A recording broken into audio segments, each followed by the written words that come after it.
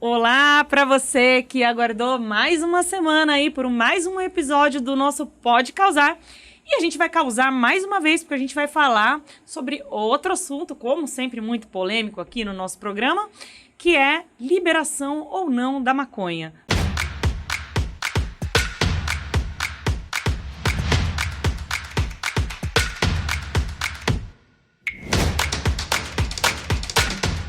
Você é a favor ou você é contra?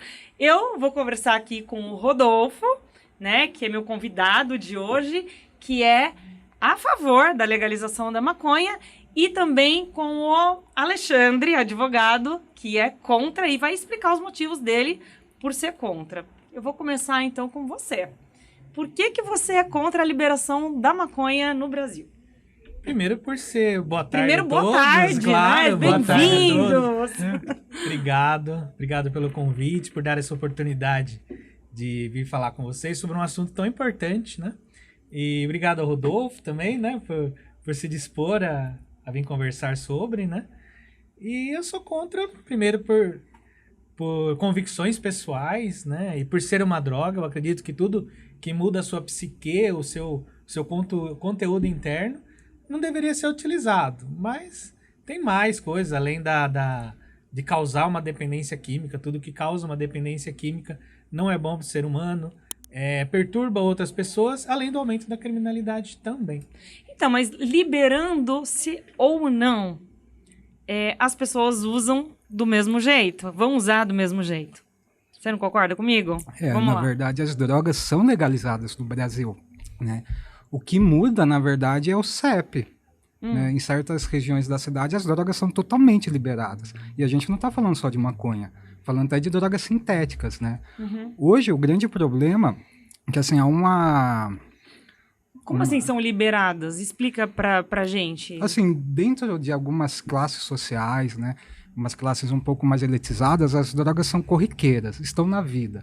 Só, se a gente pegar, por exemplo, Lobo de Wall Street, que conta como é, né, aquele crescimento dentro da indústria, né, lá nos Estados Unidos, vocês vão ver que as drogas já estão nessas classes ricas.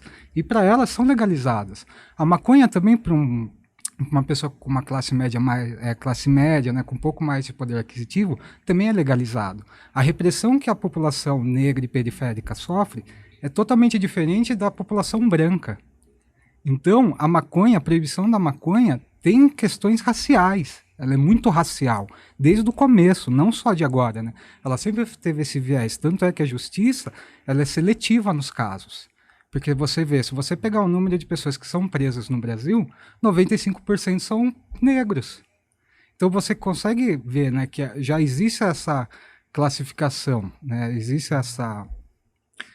a polícia já faz essa distinção. Não é que é legalizada. Você fala sobre vista grossa, né? Ninguém vai atrás, ninguém vai criminalizar, colocar na cadeia o rico, branco, que é pego com qualquer tipo de droga, por exemplo. Exato, e normalmente com grandes quantidades. Sim. Né? Hoje o parâmetro da quantidade, né, que não foi estabelecido ainda, que está em julgamento, e a gente até já começou isso lá fora, que assim... Não existe uma quantidade, né? Está na mão do poder público a decisão de quem é traficante e de quem é usuário. E o sistema, ele mostra que jovens, pretos, periféricos, eles são muito mais taxados de traficante do que as pessoas brancas. Às vezes é pego com um pouquinho de maconha, que é para uso pessoal, e ele é preso como traficante. Exatamente. Se você pega o número de pessoas que são presas por quantidades pífias de maconha, assim, é 5 gramas, 2 gramas. Aí quando você pega um branco é 50, 60 gramas. Entende qual que é a diferença? Tipo assim, para uns pouca quantidade já é tráfico, para outros grande quantidade não é nada. Entendi. Essa é a nossa sociedade hoje, é isso que acontece no Brasil. E você acha que se liberar o uso recreativo da maconha, você acha que vai se abrir portas para outras drogas? Ou o que de ruim pode acontecer com a liberação do uso recreativo? Todo mundo entra com álcool, vai geralmente nas escolas para maconha, e a gente vê que há um índice muito alto de que acabam indo para outras drogas. Ele até trouxe questões raciais, questões de poder aquisitivo. Por que o rico não é tão preso quanto o pobre? Porque geralmente, onde que se vende maconha hoje, sendo ilegal? Vende nas periferias. O rico também vai lá buscar. O rico também é preso nesse caminho, mas ele também é preso. Ele não é preso dentro de condomínios, mas não se pode fazer a seletividade de achar que o rico não é preso porque ele é branco ou porque ele é rico. Não. Ele tem uma proteção maior dos muros dos seus condomínios. Mas o Código Penal também serve para eles e devia servir. Porque, como ele citou o Lobo de Wall Street, as famílias são inteiramente exterminadas ali. E não estamos falando de pessoas ricas ou de classe média. Estamos falando de milionários que distratam seus filhos. Tem todo um problema ali de cultural e de saúde, de vício.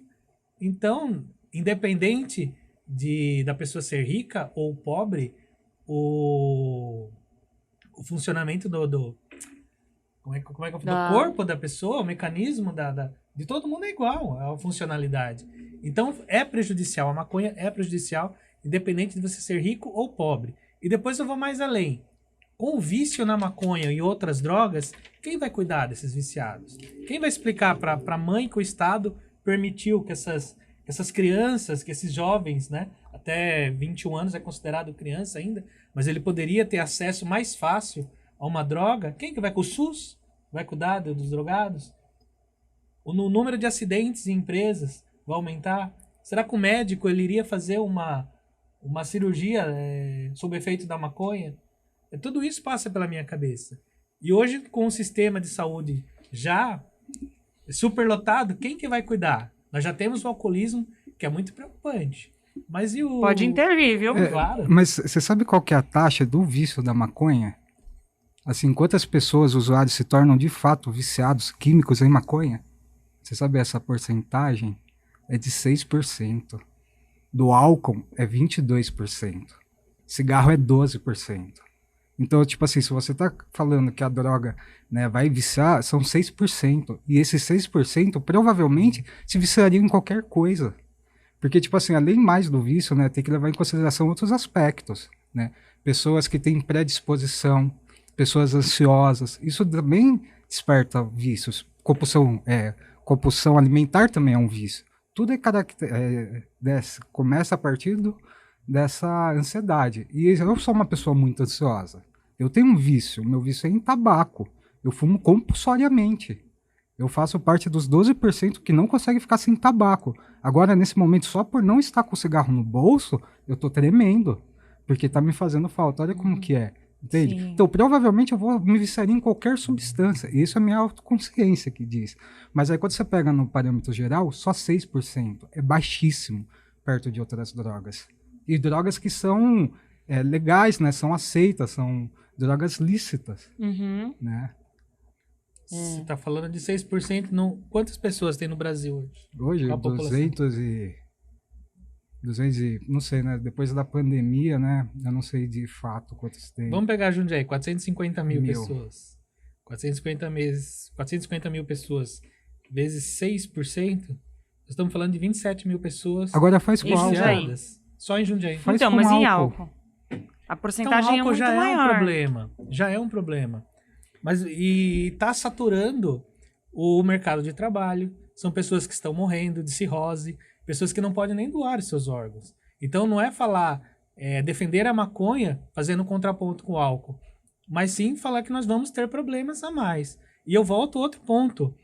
Com a legalização da maconha, como que será feita essa venda? Com altos impostos, você vai levar o pobre novamente a comprar do traficante. Não, mas aí que entra. A legalização no Brasil tem que partir de uma reparação histórica. A gente precisa pensar em modelos tal como Nova York, que assim, Nova York, quando começou o processo de legalização, eram os moldes que foram feitos na Alemanha, que foram feitos na Califórnia.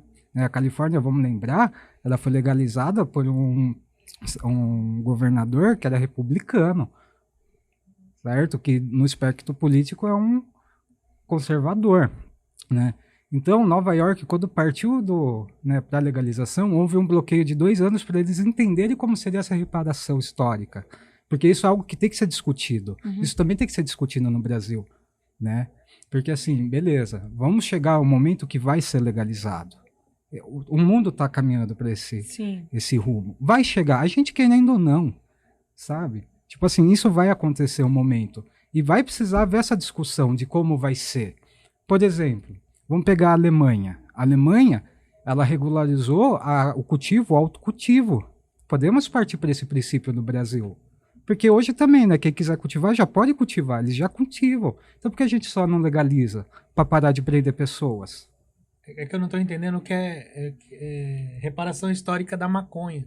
Então, Isso vamos não entra na lá. minha cabeça. Tá. Ou é Então, reparação histórica do maconheiro, né? não, assim, cara, a gente vai precisar entrar em aspectos históricos, né? Porque, assim, sabe qual foi a primeira cidade no mundo que teve uma lei proibicionista? Uma lei proibicionista. Uma lei proibicionista. Não. Não sabem? Foi o Rio de Janeiro. Em 3 de novembro de 1830. 1830. Você tem noção? Quase há 200 anos a maconha é proibida no Rio de Janeiro, né? E por quê? Qual era o cenário sociocultural e econômico daquele momento?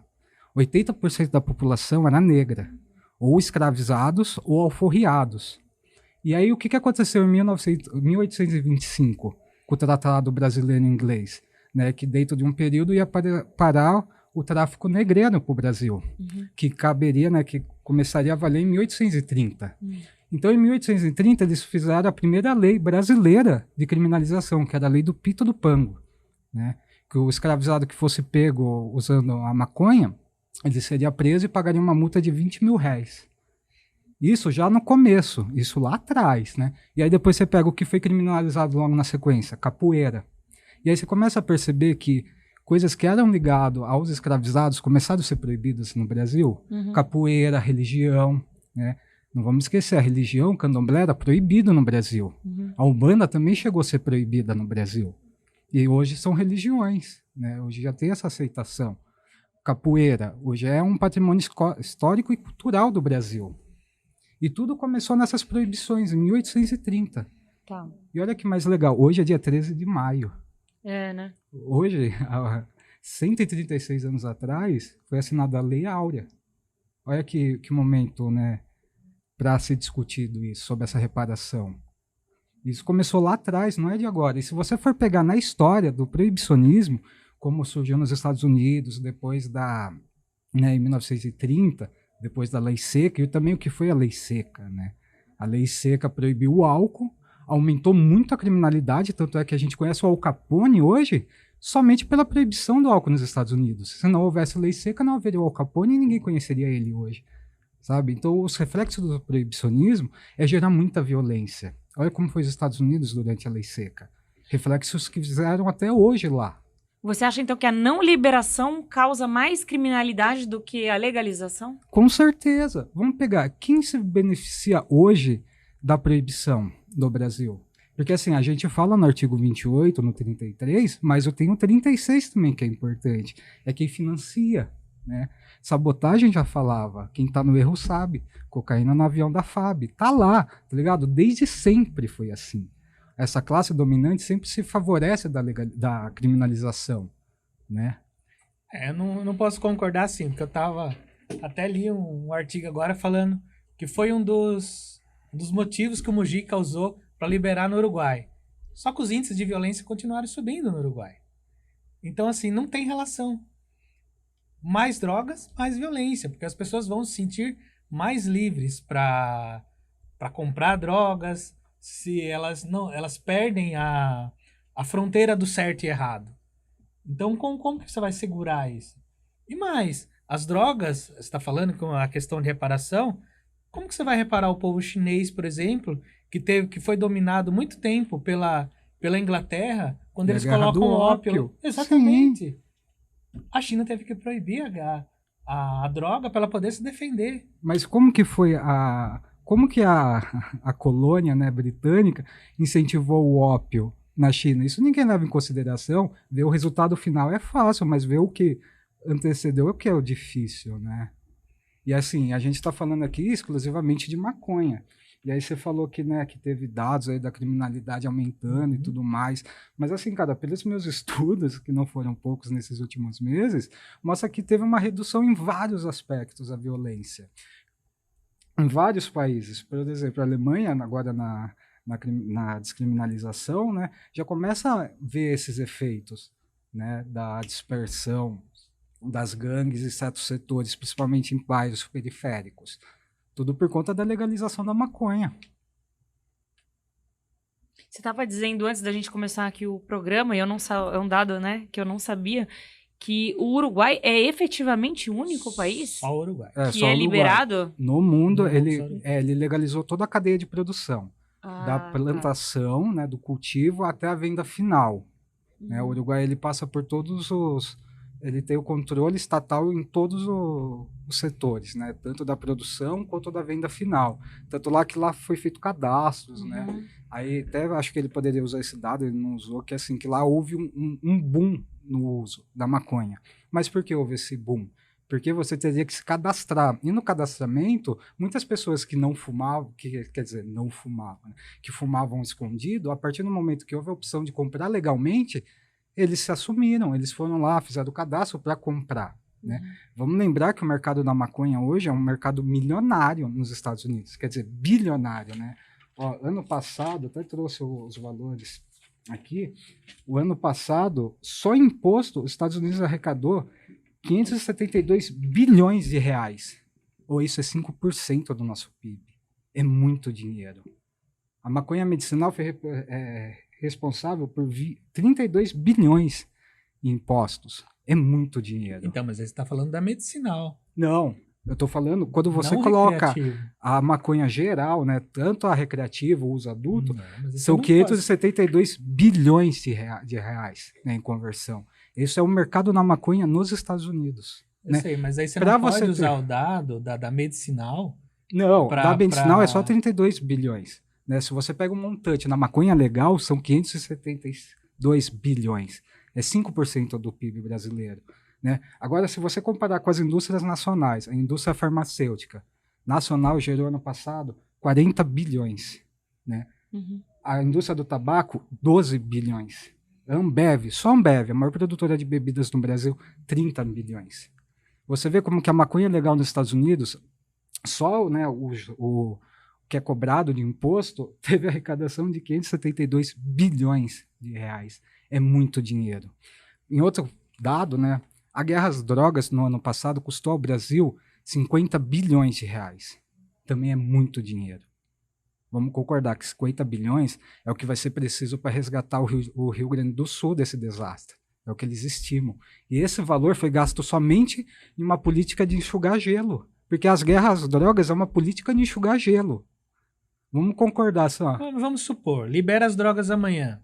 Libera a maconha, não as drogas. Acaba a guerra às drogas? Acabam os traficantes? Então, mas aí não vai acabar. De fato, não vai acabar o tráfico. Então, né? o Das valor, outras o valor drogas. vai continuar sendo O investido. valor das outras... Não, calma aí, vamos chegar lá. É. Você traz um mercado legal da maconha. Você vai gerar uma tributação, certo? Gerando tributação, você vai poder destinar, né, o verba para educação, saúde e afins. Uma parte vai para o combate. Porque assim, cara, toda a operação hoje no Brasil de grandes apreensões, inclusive teve uma aqui em Jundiaí, de 2 toneladas de cocaína, certo? Essas operações foram feitas sem disparar um tiro. Elas foram feitas somente com inteligência. O grande combate ao tráfico é com inteligência, né? Se você pegar também as guerras, né, que sobem facções lá para subir morro, né, esse enxugar-gelo diário, isso não representa nada na guerra às drogas. Isso até fortalece o crime organizado. Porque só você tira um moleque da ponta que vai para o sistema prisional que já é abarrotado, na noite seguinte já está um outro cara lá vendendo. Você está colocando 2 soldados para o lado errado. Entende? E olha a enxugação de gelo que está sendo. O dinheiro público que está sendo gasto. Esse é dinheiro do seu imposto, do meu imposto. Mas quando você começar a viciar os jovens, esses jovens começar a perder emprego, começar a ir para o SUS, começar a dar problema em casa. Explica para uma mãe hoje que tem um filho viciado. Tenta explicar para ela. Eu tenho até um grande amigo meu, não vou falar aqui o nome dele, ele perdeu a vida, era viciado. E viciado não, estava em recuperação, mas por conta de recaídas e tudo, acabou perdendo a vida. Então explica para uma mãe que você quer liberar a maconha, e isso não vai... que ele pode ser recuperado pelo SUS. Hoje nós temos pessoas em corredores esperando tratamento, como que ele vai ser tratado? Porque Mas então, nos Estados Unidos pode até ter um imposto, mas não tem o tratamento. O Estado não dá. O Estado ele faz campanhas de prevenção. Mesmo na bebida, para você tomar uma bebida na rua, você tem que tampar essa bebida. E uma Em maconha, alguns você vai estados. sair Lá é todos, difícil, é. porque assim, ó, são 50 estados, cada estado tem uma regulamentação Eu acho que é própria. difícil a comparação. Eu comparo com o Uruguai, estava olhando aqui, hoje são, quer ver, até puxei quantas pessoas são cadastradas. 86.207 pessoas é o número de usuários de maconha. Mas eles falam que tem mais, que são usuários do que eles chamam de mercado cinza. Quer dizer, o tráfico começou, 66% continua no mercado paralelo. Então, mas você sabe que no Uruguai, essa conta do mercado cinza, ela também entra dentro de alguns... Lá é assim, você pode se reunir com alguns amigos e formar... Eu esqueci a palavra, são clubes canábicos, né? Você pode formar clubes canábicos. E cada clube tem uma quantidade limitada de pés que podem ser plantados, né? E aí houve, em certo momento, uma brecha da lei que permitia a venda para alguns outros grupos, né? Alguns outros clubes. Por isso que entra nesse mercado cinzento. Mas aí, cara, quando você fala assim dos adolescentes que vão entrar nas drogas, tem um estudo americano que também saiu esse ano, que analisou 900 mil jovens e adolescentes em 47 estados americanos e mostrou assim um desinteresse total nas drogas, né? Principalmente maconha, álcool. A juventude hoje está se desinteressando nessas drogas. E quanto mais legalizado é o Estado, maior é esse desinteresse. Sabe? Quando você fala assim que vai ser a porta de entrada, isso não são o que os dados falam, né? Mostram que há sim uma redução nas pessoas mais adolescentes, né, jovens, pelo desinteresse à droga, pela maconha, né? E aí, ó, se a gente pegar outros dados de estudo, você vai ver que assim, ó, aqui no Brasil, isso aqui no Brasil, deixa eu achar onde eu anotei, que eles fizeram um estudo nas escolas públicas e privadas do Brasil, com adolescentes de 13 a 17 anos. 60% deles admitem que já experimentaram álcool, 16% tabaco, 8,7% solvente, maconha 5,7%. Aí